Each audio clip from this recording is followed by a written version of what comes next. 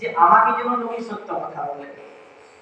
জীব যতই পাপী হোক না কেন অপরের কাছ থেকে সে ভালোই আশা করে। তাই পরশ হৃদয়কারী ব্যক্তি যারা, তাদের হৃদয়ে কখনো ভক্তি জাগরিত হয় না। ভক্তি হলেন কোমলা, কোমল হৃদয়ে তিনি বিরাজ করেন।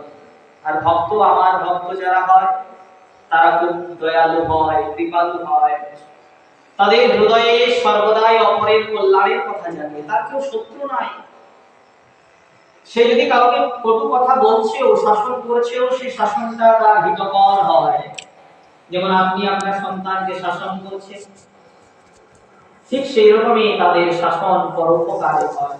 পরোপকারায় ফলং তিতিক্ষাঃ, পরোপকারায় দুহন্তি কামঃ, পরোপকারায় রহন্তি নদ্যঃ, আর পরোপকারায় ইতৎ শরীরম।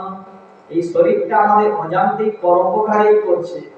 এই যে আমি বলছি, আপনারা শুনছেন। আপনারা বাড়িতে রান্না করছেন, পুরুষ জীবিকা অর্জন করছে, অর্থ উপার্জন করছে, কার জন্য করছে? একে অপরের জন্য করছে। দেহটি কারো নিজের জন্য চলছে না। খেয়াল করলে দেখতে পাবেন দেহটি অপরের জন্যই কাজ করছে। কিন্তু সাধু মহাত্মাগণ স্বার্থ সিদ্ধির জন্য কর্ম করেন না, পরের জাগতিক কল্যাণের জন্য কর্ম করেন না। তাদের পরোপকারটা হয় পারমার্থিক কল্যাণের জন্য, পরমার্থ দান করেন। তাই মাকে বলছেন, সাধুজনের সমাগমে, সাধু সঙ্গে হৃদয়ে ও কর্মের সুখদায়ী আমার শক্তির বর্ণনকারী কথাসমূহ আলোচিত হয়ে থাকে। ভগবানের কথা তো অর্থ দিয়ে পাওয়া যায় না। অনেকে কথা বেচা কেনা করে। তো কলকাতায় একবার আমি গিয়েছি, আমার একজন, ওই যার কথা বলছিলাম যে একজন আমার কাছে সোনার কাজ করতেন, ইঞ্জিনিয়ার। তো উনি একজন নিয়ে গিয়েছেন এক জায়গায়, মন্দিরে মাস ব্যাপী পাঠ হয়। আমাকে বলছেন, আপনি কত নেন পাঠের জন্য?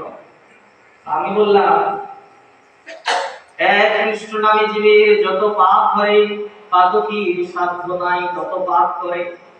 আমার তো ভগবানের কথার দাম বলার ক্ষমতা নাই।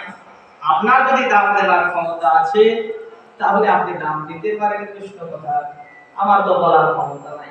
তো বেচা কেনা চলে। আর এই বেচা কেনা যেখানে চলে সেখানে কৃষ্ণ কথায় হৃদয়ের দুঃখ যন্ত্রণা দূরীভূত হয় না। কারণ সেখানে সেটিও দোষযুক্ত হয়ে পড়ে। কেন দোষযুক্ত হয়ে পড়ছে? কৃষ্ণ কথা তো কৃষ্ণ কথাই, তা আবার দোষযুক্ত হয়ে যাওয়ার কি কারণ?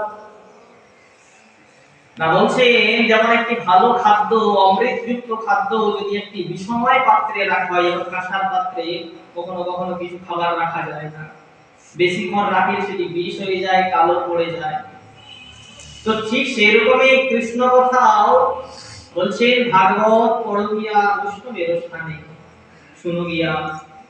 অপাত্রের মুখ থেকে যে কৃষ্ণ কথা শ্রবণ করা হয়, সে কৃষ্ণ কথা কল্যাণ করে না, বরং অকল্যাণই করে থাকে। তার জন্য এত কীর্তন হচ্ছে, কীর্তনের আসলে উঠছে কারা? যারা মধ্যকাই। আরে ওই কৃষ্ণ কথা, ওই নাম শুনে কখনো কল্যাণ হবে না। ওখানে যাওয়া থেকে দূরে থাকা শ্রেয়, দূর থেকে প্রণাম করা শ্রেয়। হ্যাঁ, তাদের প্রভাব প্রতিপত্তি বিস্তার হচ্ছে ঠিক, কিন্তু এই প্রভাব যারা জ্ঞানী তারা বিচলিত হন না। কারণ জানেন যে এই প্রভাব এটা কলির প্রভাব। সত্যের সন্ধানের প্রতীক আছে, তবে সংখ্যায় কম। এক দুজন আছে ঠিক, তারাও আসল সন্ধানে আসবে, যারা এখনো সেই রাগ রাগিনীর কথা শুনে, এখনো সেই পদাবলীর কীর্তন শুনে, যারা এখনো সেই শুদ্ধ কৃষ্ণ কথা শুনে। আর সেই কৃষ্ণ কথা কোথায় পাওয়া যায়? না সাধুজনের সমাগমে, সাধু সঙ্গে। আর এই কৃষ্ণ কথা হৃদয়ে শান্তি দেয়। কিন্তু যেখানে যাওয়ার পরে, যেখানে কীর্তন শোনার পরে, কীর্তন দেখার পরে, ভগবানের কথা শোনার পরে হৃদয়ে শান্তি এলো না, তাহলে জানবেন যে সেখানে আপনার ঠিক মতো কথাই হয়নি। যেমন রান্না হলো, রান্না করার পরে আপনি স্বাদ পেলেন না ঠিক মতো, দিয়েছে সবকিছুই, লবণও দিয়েছে, সবকিছুই দিয়েছে, কিন্তু যেন স্বাদ বোধ হচ্ছে না, তাহলে জানবেন রান্নার পরিপাক সুন্দর হয়নি। তো সেই রকমই যিনি পরিবেশন করছেন, সেই স্থানে যদি তারা সাধু হন না, তাহলে তাদের দ্বারা পরিবেশিত কথা যেন বিষপাত্রে রাখা খাদ্যের মতো, তাকে কল্যাণ করে না। এই জন্য সমাজের কল্যাণ হচ্ছে না।